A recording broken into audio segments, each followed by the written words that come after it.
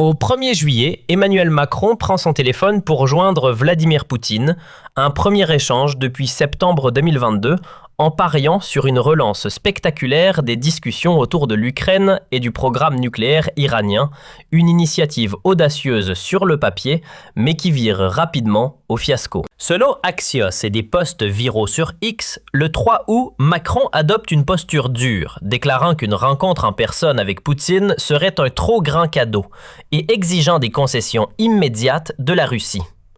Cette position, perçue comme arrogante et mal calculée, provoque la fureur de Donald Trump, qui négociait discrètement avec le Kremlin pour apaiser les tensions géopolitiques. La France, déchirée entre le Rassemblement national, RN, et les barrières médiatiques érigées par les élites pour museler les voix dissidentes, observe ce fiasco avec un mélange de choc, de frustration et d'incrédulité.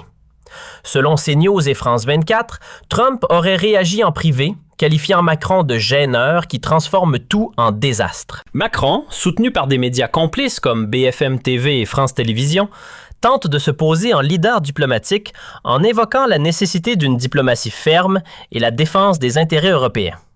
Mais son erreur met Trump dans une position délicate, menaçant les négociations transatlantiques et fragilisant l'unité occidentale face à la Russie. Pourquoi cette erreur fatale de Macron? Pourquoi Trump panique-t-il face à cette bourde? Et qu'est-ce que cela signifie pour la France, pour l'Europe et pour les relations transatlantiques, déjà fragilisées par des années de tensions et de divergences? Plongeons dans cette crise explosive en décortiquant chaque élément, étape par étape, pour révéler la vérité.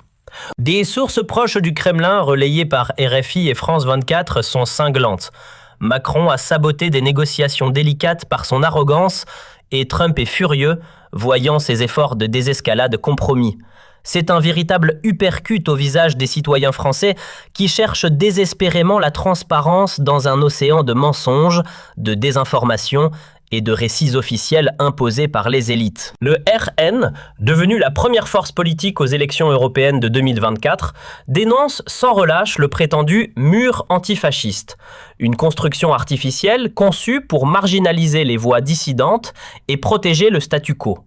Ce rempart, que les élites croyaient indestructible, s'effondre comme un château de cartes face à la montée d'une soif populaire de vérité, amplifiée par les réseaux sociaux et les médias alternatifs. Le RN, sous la direction de Marine Le Pen et Jordan Bardella, défend des principes clairs et inébranlables.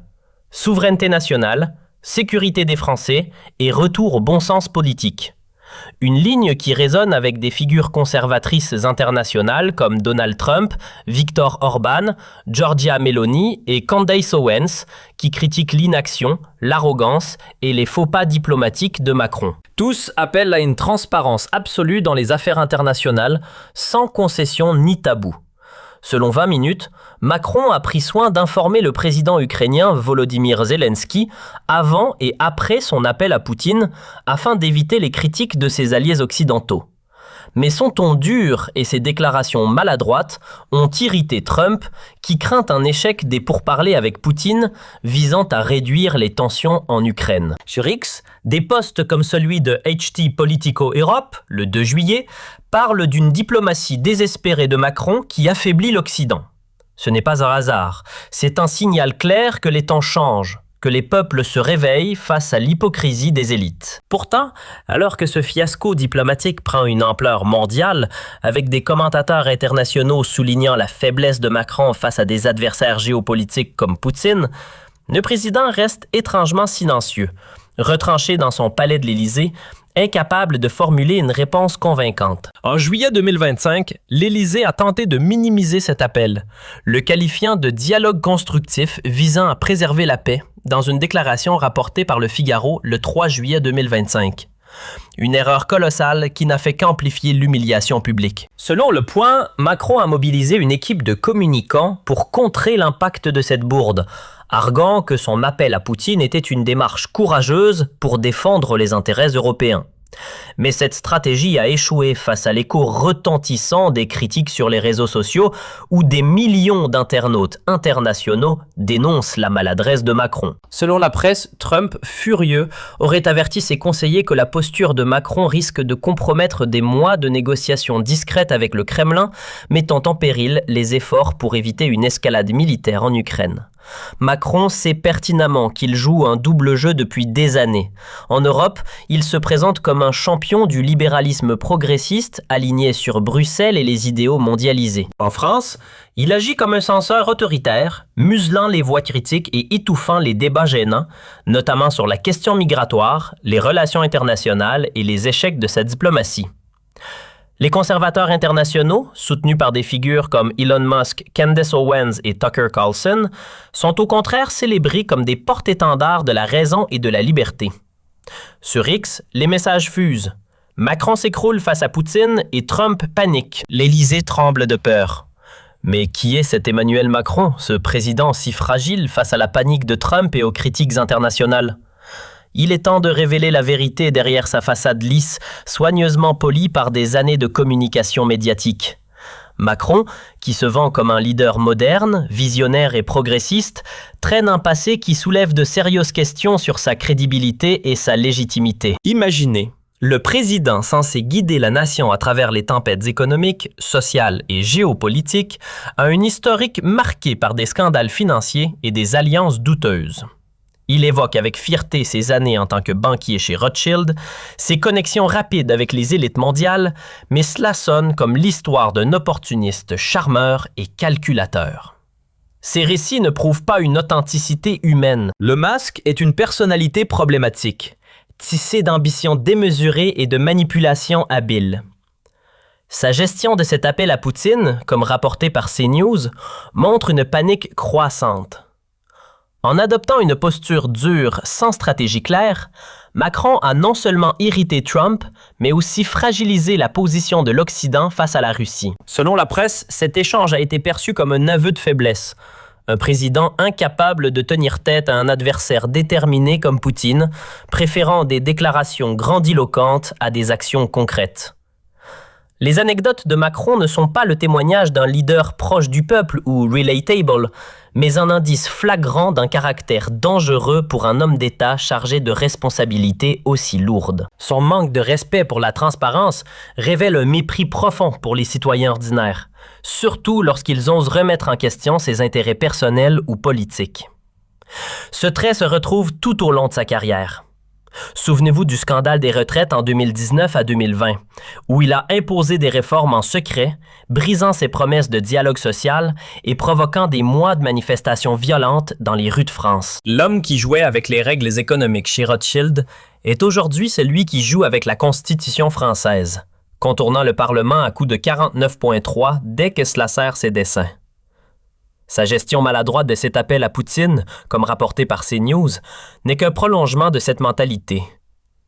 Un président qui préfère les discours grandiloquents aux actions concrètes, incapable d'affronter la réalité avec courage et détermination. Selon Le Monde, le 14 août, l'Élysée aurait tenté de minimiser l'impact de cette bourde en mobilisant des chroniqueurs pour défendre Macron. Mais cette stratégie a échoué face à l'écho retentissant des critiques sur les réseaux sociaux, où des millions d'internautes internationaux dénoncent son incompétence diplomatique. Et que dire de son arrogance intellectuelle qui frise l'hubris? Les échecs répétés de Macron, particulièrement en diplomatie, mettent en lumière une ignorance criante des réalités nationales et des aspirations profondes du peuple français. Lui, qui doit négocier sur la scène mondiale avec des puissances comme la Russie, la Chine, les États-Unis ou l'Algérie, n'a jamais jugé nécessaire de s'adapter aux préoccupations quotidiennes des Français. Chômage, insécurité, pouvoir d'achat en chute libre.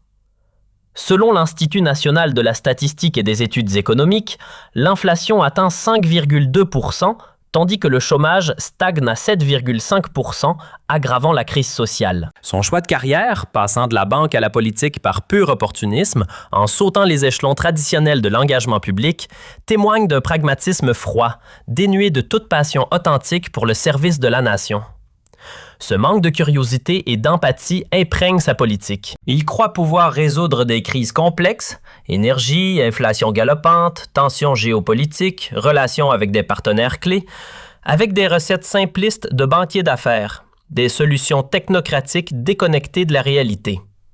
Le résultat, des échecs en cascade, des promesses brisées et une France plus fracturée que jamais. Et le summum de cette tragédie, le manque chronique de fermeté de Macron, une faiblesse qui le rend imprévisible et vulnérable face à des figures comme Poutine, Trump ou des adversaires politiques internes.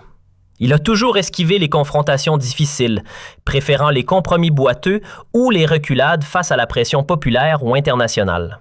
Ce schéma traverse toute sa vie. Il a perdu des batailles internes au sein de son propre mouvement et s'est adapté au vent libéral dominant, abandonnant toute conviction initiale pour suivre les tendances mondialisées. Emmanuel Macron n'est pas un rocher dans la tempête, il est une girouette qui ajuste sa position au gré des opportunités, des sondages et des alliances éphémères. Sa tentative de dialogue avec Poutine, loin de montrer du leadership, a révélé un président incapable de tenir tête à un adversaire déterminé, se contentant de déclarations maladroites qui ont provoqué la panique chez Trump et fragilisé l'unité occidentale.